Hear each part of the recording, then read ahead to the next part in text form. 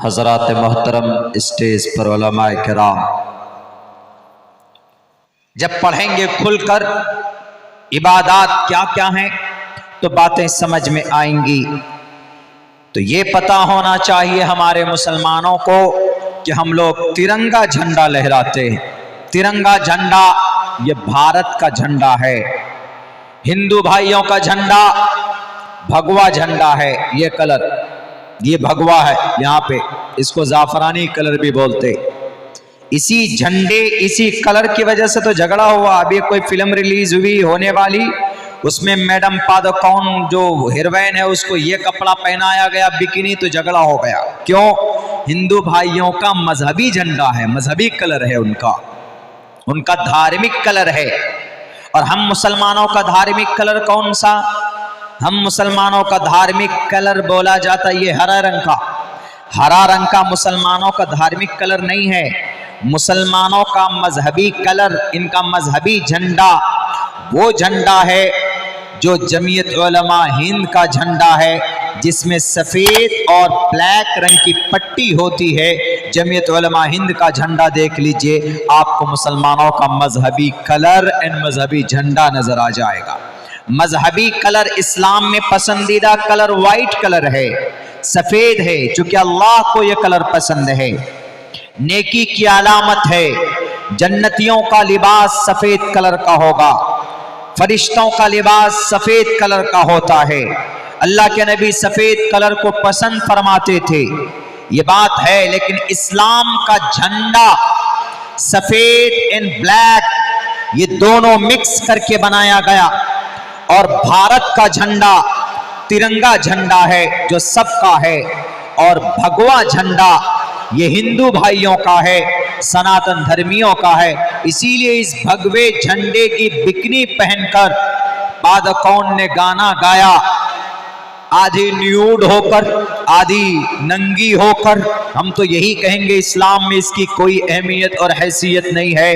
तो हम बात हमारे हिंदू भाइयों, कुछ नफरती गैंगों ने यूं कहा कि ये हिंदुओं के अपमान के लिए शाहरुख खान साहब ने ये झंडा ये कपड़ा पहनाया। हालांकि ऐसा नहीं था, वो तो एक हीरो है। बाकी डायरेक्टर का काम जिम्मेदारी होती कौन सा कपड़ा पहनेगा कि नहीं पहनेगा। प्रोड्यूसर की जिम्मेदारी होती है कि कौन से हीरो को लेना है कि नहीं लेना है। एक्टर सिर्फ मुस्लिम है, बाकी प्रोड्यूसर है, डायरेक्टर है, हीरोइन है, पूरी क्रू है, पूरी मेंबर है, वो सब के सब तो हिंदू हैं।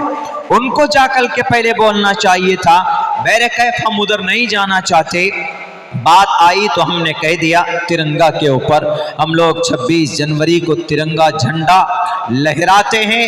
उसके पसे पुष्ट ये है हिस्ट्री, इतिहास। भारत के अंदर संविधान लागू हुआ था और उसी संविधान को याद रखने के लिए हम लोग 26 जनवरी की सुबह को झंडा तोलन करके राष्ट्रीय गान हम लोग गाने की कोशिश करते हैं और गाते। ये हर एक भारतीय की, हर एक इंडियन की जिम्मेदारी, ये पढ़ना, ये झंडा तोलन होना चाहिए और वो गीत गानी चाहिए। वंदे मातरम वाली गीत नहीं, वो दूसरी गीत वो गाते हैं। अल्लामा इकबाल ने भी कहा है, सारे जहां से अच्छा हिंदुस्तान हमारा, हमारा ये देश पूरी दुनिया के अंदर सबसे बेहतर है। सारे जहां से अच्छा हिंदुस्तान हमारा। आप कहेंगे कि मौलाना मक्का मदीना तो बेहतर जगह है, वो अपनी जगह पर है, उसकी मुबारक और उसकी हम उधर नहीं जाना चाहते। अल्लाह के नबी ने एक हदीस में हिंद का नाम लिया है। अल्लाह के नबी की जुबान से लफ्ज हिंद निकला, हिंद भारत को बोलते हैं। तो अल्लामा इकबाल ने इस मुनासबत से कही कि हमारे नबी की जुबान से हिंद का नाम आया तो इसका मतलब है कि हमारा ये मुल्क दुनिया के दूसरे मुल्कों के मुकाबले में ज्यादा बेहतर है। इसलिए उन्होंने कहा सारे जहां से अच्छा हिंदुस्तान हमारा। मेरे नौजवानों, मेरे मुसलमानों, 26 जनवरी की तारीख आपको याद रहनी चाहिए। इसकी हिस्ट्री, इसका इतिहास आपको पता होना चाहिए।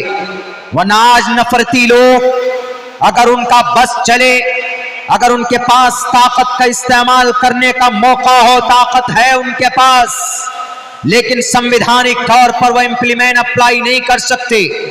अगर उनका बस चले तो वो भारत के आज 26 जनवरी के दिन तिरंगा नहीं, वो अपना ये गेरुए रंग का कपड़ा लहराएंगे और वो जगह जगह ऐलान करते भी फिर रहे कि हम इस देश को एक राष्ट्र बनाएंगे, इस देश को बदलेंगे।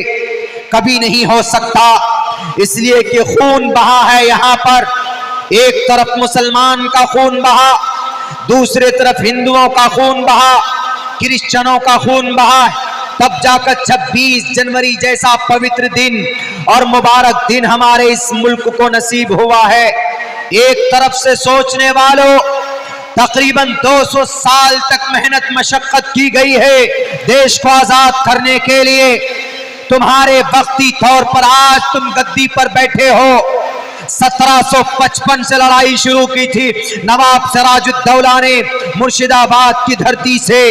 1755 से लड़ाई शुरू हुई थी, तब जाकर 1947 को तकरीबन 200 साल तक लड़ाई की अंग्रेज से, तब जाकर यह देश आजाद हुआ था। और इस देश की खूबसूरती है कि सब लोग मिलजुल कर तिरंगे को लहराते हैं और तिरंगे को सम्मान देकर 26 जनवरी और 15 अगस्त मनाते हैं। खुदा के वास्ते इस तारीख को मिटने और इस तारीख को बदनाम करने की कोशिश मत करो।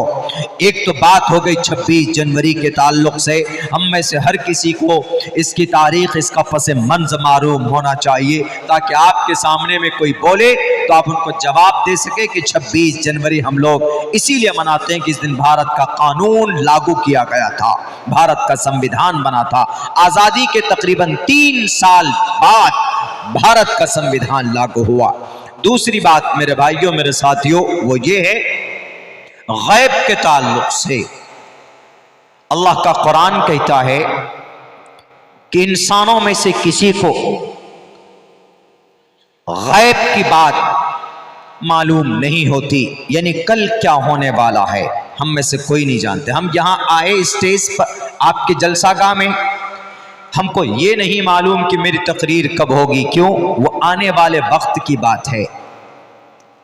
हमने ये सोचा कि कारी साहब का प्रोग्राम खत्म होगा, उसके बाद मेरा प्रोग्राम हो जाएगा, या पहले हमने ये भी सोचा तो हो सकता है कि मेरा प्रोग्राम पहले हो जाए, कारी साहब का प्रोग्राम बाद में हो। ये गैब की बात है। देखिए, हम नहीं जानते थे, ये गैब की बात है। अल्लाह तबारक व ताला फरमाता है कि अल्लाह तबारक व ताला गैब की खबर किसी को नहीं देता है। माज़ा तदरी नफ्सुम, किसी इंसान को खबर नहीं होती है वो कल क्या करेगा। किसी इंसान को यह मालूम नहीं होता है कि वो कल कौन सी मट्टी पर मरेगा। गैब की खबर किसको होती? सिर्फ अल्लाह तबारक व ताला, कोई नहीं जानता। आप में से सब यहां बैठे हैं, कल कौन मरेगा, कहां मरेगा, कल हम क्या करेंगे। कल मैं सफर शुरू करूंगा, यहां से आपके यहां से दिल्ली, दिल्ली से मेरठ जाऊंगा, वहां से फिर दिल्ली, दिल्ली से फिर हावड़ा आऊंगा। ये तरतीब है, लेकिन होगा क्या उसके साथ में हम और आप नहीं जान सकते। इन्नल्लाह इंदहु इल्मुस्साअह व युनज़्ज़िलुल गैस व यअलमु मा फिल अरहम व इंदहु मफातिहुल गैब। दूसरी जगह पर अल्लाह ने कहा व इंदहु मफातिहुल गैब, गैब के खजानों की, गैब की बातों की चाबी अल्लाह के पास है।